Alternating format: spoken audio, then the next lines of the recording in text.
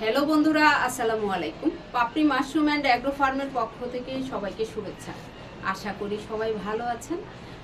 সিলেটের এক শ্রদ্ধেয় ভোক্তা নিজের পুষ্টির চাহিদা মেটানোর জন্য স্পুন নিতে চাচ্ছেন, কিন্তু তার সংশয় যে 50টা স্পুন আসলে তার রাখার জায়গা নেই, কী পরিমাণ জায়গা লাগে সেটাও তার আইডিয়া নেই।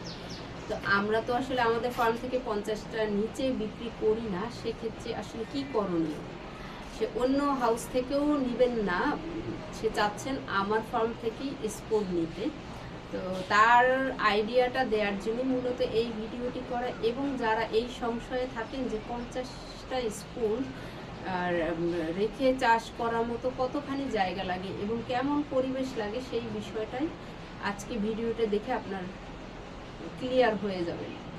আমার এখানে যদি আপনি দেখেন 1টা 2টা 3টা 4টা 5টা লেয়ার এইটুকুন জায়গাতে হয়েছে। এইটুকুন জায়গা যদি আপনি পিছনের সাইড 10টা এভাবে প্যাকেট রাখেন, তাহলে আপনার 50টা স্পুন রাখতে আসলে কতটুকুন জায়গার দরকার হয়? খুব সামান্য পরিমাণ জায়গার দরকার হয়। এটা আপনি বারান্দাতে রেখে আপনি করতে পারেন, অথবা প্লাস্টিকের যে বিভিন্ন র্যাগ আছে সেটাতেও আপনি রেখে চাষ করতে পারেন, অথবা সিকা পদ্ধতিতে করতে পারেন, অথবা বারান্দার যে গ্রিল থাকে সেখানে কাঠ বসিয়েও আপনি চাষ করতে পারেন।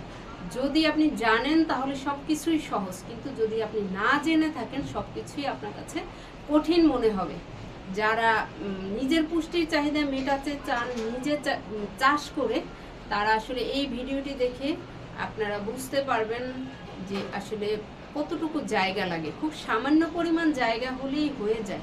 50টা স্পুনের জন্য আহামরি কোনো জায়গা লাগে না। এমনকি আপনি মনে করতে পারেন 50টা স্পুন থেকে আপনি অনেকগুলো মাশরুম আসবে, আমি কি করব।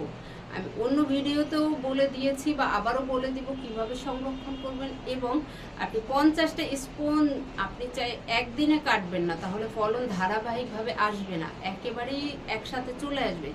আপনি যদি এটাকে 5 দিন বসে কাটেন, প্রথম দিন 10টা, পরের দিন 10টা, এভাবে 5 দিন বসে 50টা কাটেন, আপনার ফলনটাও ধারাবাহিকভাবে আসবে।